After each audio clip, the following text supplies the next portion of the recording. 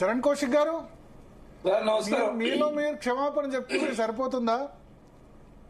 చాలా ఆరోపణ చేశారు. ఒక మంత్రి కుమార్తె ముఖ్యమంత్రి మీద ఆరోపణ చేశారు డైరెక్ట్ గా లైవ్ లో అన్ని ఛానల్స్ ఉండగా. సార్ ఇక్కడ బీఆర్ఎస్ పార్టీ ఇప్పుడు పెద్ద పెద్ద మాట వాళ్ళ ఇప్పుడు ఆ ఓఎస్డీని సస్పెండ్ చేశారు. ఎందుకు సస్పెండ్ చేశారు? ఏంది కారణం ఏంటి? అతన్ని అరెస్ట్ చేసేందుకు పోయారు కదా, ఇప్పుడు మరి అరెస్ట్ చేశారా చేయలేదా?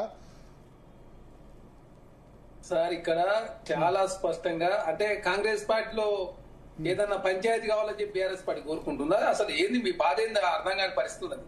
అరే వీళ్ళు డైనింగ్ టేబుల్ కూర్చొని నిర్ణయాలు తీసుకు కేబినెట్ సమావేశం నిర్వహించి, ఫామ్ హౌస్ లలో కేబినెట్ సమావేశం నిర్వహించి, ఇక్కడ సెక్రటరీ లో మీడియా ముఖంగా కావచ్చు, మీడియా ముఖంగా కేబినెట్ జరిగిన సమావేశం ఏం జరిగిందో చాలా స్పష్టంగా మంత్రులు బయటకు వచ్చి వెల్లడించారు. ఏమన్నా రోజు ఎవరికైనా మంత్రులు స్వేచ్ఛ ఉందా అన్నాడు బీఆర్ఎస్ ప్రభుత్వంలో? ఎవరికన్నా ఒక్క మంత్రి అన్నా కనీసం ప్రభుత్వం గురించి మాట్లాడే వ్యతిరేకంగా కాంగ్రెస్ ప్రభుత్వంలో మనస్పర్ధలు. ఇప్పుడు డెక్కన్ సిమెంట్స్ ను బెదిరించారు, ఆ బెదిరించింది ముఖ్యమంత్రి ఆఫీసులో అని చెప్పి కొండా సుస్మిత ఆరోపించారు కదా. సో దానికి ఎవరో ఒకరు జవాబు చెప్పాలి కదా. సార్ సుష్మిత గారి కాంగ్రెస్ పార్టీకి ఏం సంబంధం? మా కాంగ్రెస్ పార్టీ మెంబర్షిప్ ఉందా? మెంబర్షిప్ ఉందా? మంత్రి కూతురు సార్, మంత్రి కూతురు అయితే మాత్రం మంత్రి కూతురు మరి ఇప్పుడు ఆమె ఆరోపణ చేశారు, దానికి రెస్పాండ్ కావాలి కదా అంటారు. రెస్పాండ్ కాదు. దయచేసి కల్వకుంట్ల కవిత గారు మాట్లాడి ఆమె బీఆర్ఎస్ పార్టీలో మెంబర్షిప్ ఉన్నది, ఎమ్మెల్సీ చేసింది, ఎంపీ చేసింది, ఓడిపోయింది. ఆమె మాట్లాడిన మీద బీఆర్ఎస్ పార్టీ స్పందించదు. కాలేజీ ఆగండి సార్, మీరు మధ్యలో రావద్దు. ఇక మీరు అయిపోయింది. మీరు మాట్లాడినప్పుడు మీరు మాట్లాడే దయచేసి మధ్యలో రావద్దు. ఇక మీరు రావద్దు. మేము మాట్లాడే వరకు మా టైం మీరు కిల్ చేయదు. మేము రాలేదు, మీరు మాట్లాడుతూ అన్ని విన్నాం మేము కూడా. దయచేసి మేమేమంటా ఉన్నాం సార్ అంటే, ఎమ్మెల్సీ కల్వకుంట్ల కవిత గారు, ఎంపీగా పనిచేసి కల్వకుంట్ల కవిత గారు, కాళేశ్వరం అవినీతి జరిగింది, హరీష్ రావు గారు అవినీతి చేసిండ్రు, గ్రీన్ ఇండియా ఛాలెంజ్ లో సంతోష్ రావు గారు చేసిరు, టెలిఫోన్ ట్యాపింగ్ వ్యవహారంలో హరీష్ రావు గారు, సంతోష్ రావు గారు ఉన్నారు, కేటీఆర్ గారు యూట్యూబ్ ఛానల్ చూస్తారు, అదేవిధంగా హరీష్ రావు గారు శాటిలైట్ ఛానల్ మేనేజ్ చేస్తారని చెప్పి చాలా స్పష్టంగా కల్వకుంట్ల కవిత గారు మాట్లాడారు. ప్రశ్న సమాధానం చెప్పండి. మీరు మీ కల్వకుంట్ల కవిత గారు బీఆర్ఎస్ పార్టీ ఉన్న కల్వకుంట్ల కవిత గారు మాట్లాడిన ప్రశ్నలకేమో బీఆర్ఎస్ పార్టీ సమాధానం చెప్పదట. కల్వకుంట్ల అదేవిధంగా సుష్మిత పటేల్ గారు కాంగ్రెస్ పార్టీ సంబంధం లేదు, మేము చెప్పింది కాదు. కొండమురళి గారు చాలా స్పష్టంగా చెప్పారు కాంగ్రెస్ పార్టీలో కాంగ్రెస్ సంబంధం లేదు. బట్ ఇప్పుడు ఆమె వెల్లడించిన వివరాలు కాంగ్రెస్ పార్టీ కాకపోయినా కామన్ సిటిజన్ ఎవరు చెప్పినా సరే ఆ విషయంలో ఏదో ఒక యాక్షన్ ఉండాలి కదా. ఆ విషయంలో ఆమె గన్ పెట్టి బెదిరించలేదు, గన్ పెట్టి అసలు అప్పటివరకు తెలియదు ఎవరికి గన్ పెట్టి బెదిరించారని చెప్పి. ఇంకొకటి రెండోది, ఇప్పుడు సుమంత్ అనే వ్యక్తిని ఎందుకు తీసేశారు అది చెప్పాలి కదా కారణం. డెక్కన్ సిమెంట్ వాళ్ళు కేసు పెట్టినా మీరు చెప్పండి. ఈ గన్ను పెట్టి బెదిరించినప్పుడు వాళ్ళు కేసు పెట్టాలి కదా.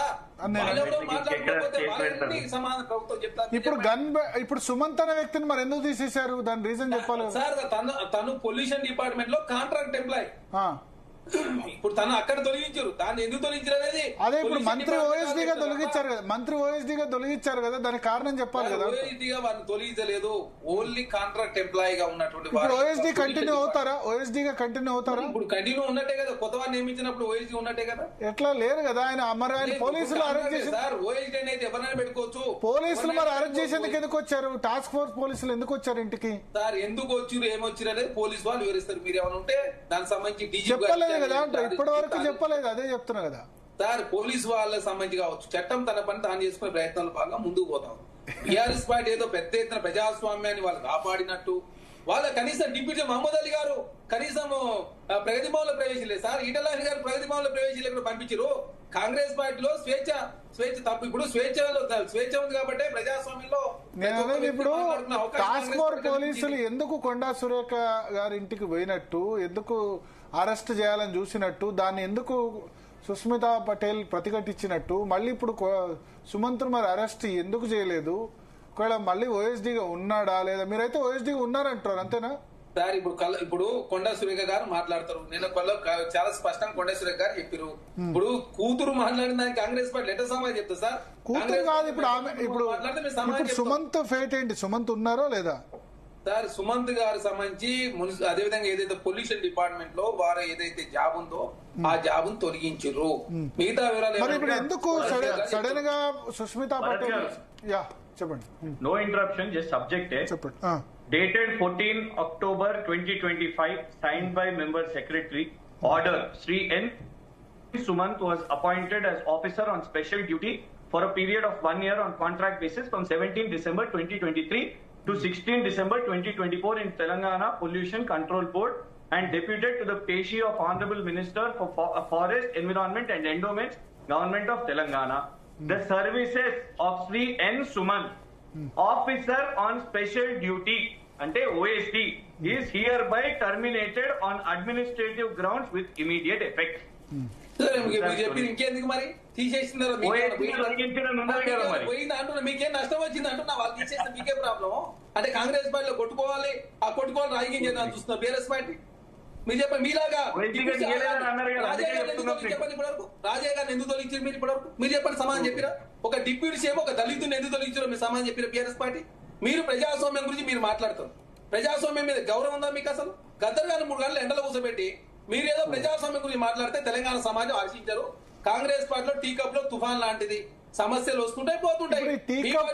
తుఫాను సృష్టించింది ఒక నిమిషం, ఇది తుఫాన్ అయింది మీరే, మళ్ళీ టీ కప్పు చేసింది, టీ కప్ లో తుఫాన్ అని చెప్పినది మీరే. ఇప్పుడు ప్రజాస్వామ్యంలో ఒక్కొక్కరికి ఒక్కొక్క, బట్ పబ్లిక్ ఆన్సరబుల్ కదా అంటారు. ఇంత పెద్ద అలిగేషన్ వచ్చినప్పుడు డెక్కన్ సిమెంట్స్ అట్లా బెదిరించారు, ఆరోపించారు అని చెప్పినప్పుడు వాళ్ళకి 100 కోట్ల సెటిల్మెంట్ అది ఇది అని వార్తలు వచ్చినప్పుడు దాని మీద పెట్టి ఇది జరిగింది ఇది జరిగిన మిస్టేక్ అని ఎవరో ఒకరు చెప్పాలి కదా. ఓన్లీ క్షమాపణ కొండా సురేఖ చెప్తే అది కాకుండా, ఎందుకంటే డైరెక్ట్ గా సీఎం ను వాళ్ళ కుటుంబం మీద ఆమె ఆరోపణలు చేశారు. చేసిన తర్వాత చేసిన ఆరోపణలు తప్పని ఆమె చెప్పారు. ఓకే, ఇప్పుడు మీరు కొండ సురేఖ గారిని అడగాల్సిన ప్రశ్నలు కొండ సురేఖ గారిని అడగకుండా నన్ను అడిగితే ఎట్లయితుంది? అది కాదు, దయచేసి మంత్రి గారు కదా అంటారు.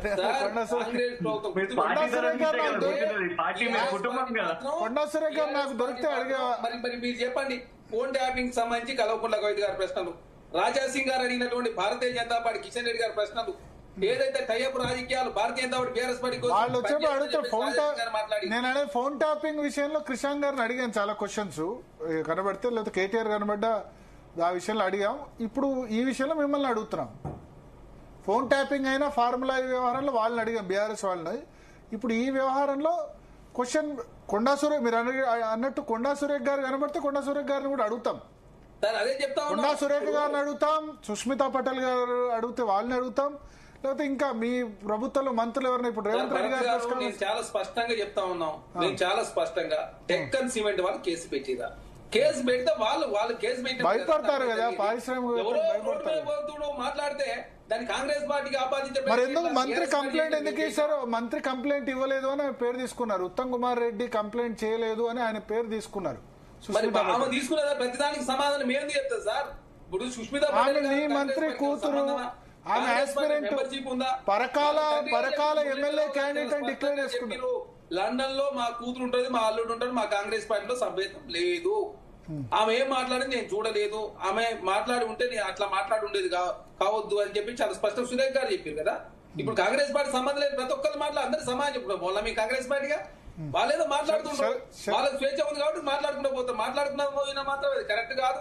ఖచ్చితంగా కాంగ్రెస్ పార్టీలో ఎలాంటి మనస్పర్ధలు లేవు. చిన్న ఏమన్నా మాట్లాడుకుంటారు. ఇప్పుడు ఒక్కొక్కరు ఒక విధంగా అర్థం చేసుకుని ఉండొచ్చు, ఆ భావం విషయంలో కొంత తేడాలు వచ్చి ఉండొచ్చు. అలా అని చెప్పేసి కాంగ్రెస్ పార్టీ మనస్పర్ధలు ఉన్నాయని చెప్పి బీఆర్ఎస్ పార్టీ కోరుకుంటుంది. అదే కాకుండా టెండర్లలో ఎక్కడ అవినీతి చేసి సార్ మీలాగే ఏమన్నా టెండర్లు ఏమన్నా మేము కాంట్రాక్ట్ అదేవిధంగా నోటీస్ అదేవిధంగా ఎక్కడైతే టెండర్లు ఎవరైతే తక్కువ కోడి చేస్తారో వాళ్ళకి టెండర్లు ఇస్తారు కదా. ఇక్కడ ఏమన్నా చట్టబద్ధంగా మాత్రమే టెండర్లు ఇస్తారు తప్ప లేకపోతే ఏమన్నా యునానిమస్ గా లేకపోతే టెండర్లు ఇవ్వద్దని చెప్పి బెదిరిస్తున్నారు. ఎవరు బెదిరించలే కదా. అనవసరంగా ప్రతి దాన్ని రాజకీయం చేసే ఉద్దేశంలో బీఆర్ఎస్ పార్టీ ముందుకు పోతా ఉంది. కాంగ్రెస్ పార్టీ ప్రజాస్వామ్యబద్ధంగా ప్రజాస్వామ్యయుతంగా చట్టాన్ని లోబడి తెలంగాణ రాష్ట్రంలో కాంగ్రెస్ ప్రభుత్వం పనిచేస్తా ఉంది. కూడా అనవసరంగా రాజకీయం చేసే కోణంలో మీ రీడింగ్ ఏంటి ఈ వ్యవహారంలో? ఇది ఇప్పుడు ఎవరైనా బయట ఇప్పుడు ఇవాళ బీఆర్ఎస్ కొద్ది